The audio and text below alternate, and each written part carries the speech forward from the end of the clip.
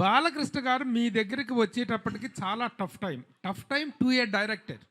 In the sense ఈ మధ్య కాలంలో బాలకృష్ణ గారిది సినిమాల పరంగా కానీ, రాజకీయంగా కానీ, ఈ షో పరంగా కానీ ఒక అన్‌స్టాపబుల్ ఇమేజ్, ఇన్‌క్రెడిబుల్ ఇమేజ్ అనేటువంటిది పెరిగింది.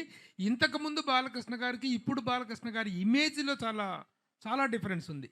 ఇలాంటి టైంలో అలాంటి ఒక ఫైర్ బ్రాండ్ స్టార్‌ని హ్యాండిల్ చేయటం అనేటువంటిది ఒక ఛాలెంజ్.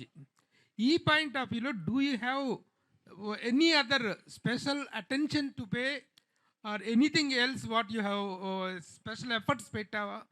అంటే ప్రభు గారు, ప్రతి సినిమాకి మీకు తెలియదు ఏమి లేదు, ప్రతి సినిమాకి పెట్టాల్సిన కష్టమే. ఒక్కొక్క హీరోకి ఒక్కొక్క వోల్టేజ్ ఉంటుంది.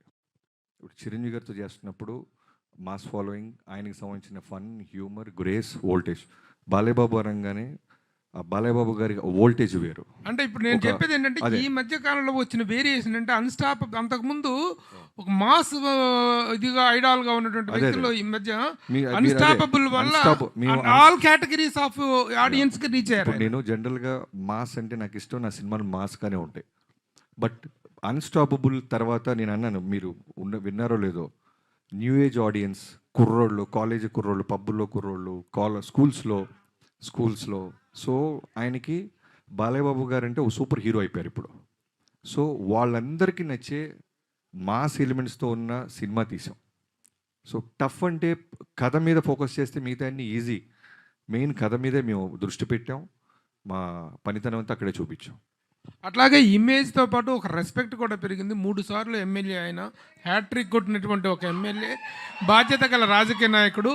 ఆయన మీద డాకు మహారాజ్ అనేటువంటి టైటిల్లో ఒక చిన్న నెగిటివ్ టచ్ ఉన్న టైటిల్ అది.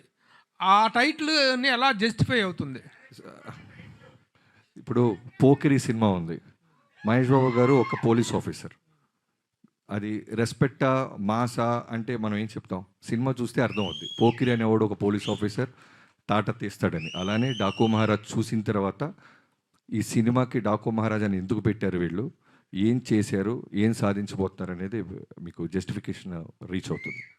థ్యాంక్ యూ అండి, థ్యాంక్ యూ సో మచ్. ఇందాక బాబీ గారు చెప్పినట్టు డాకు మహారాజ్కి సంబంధించి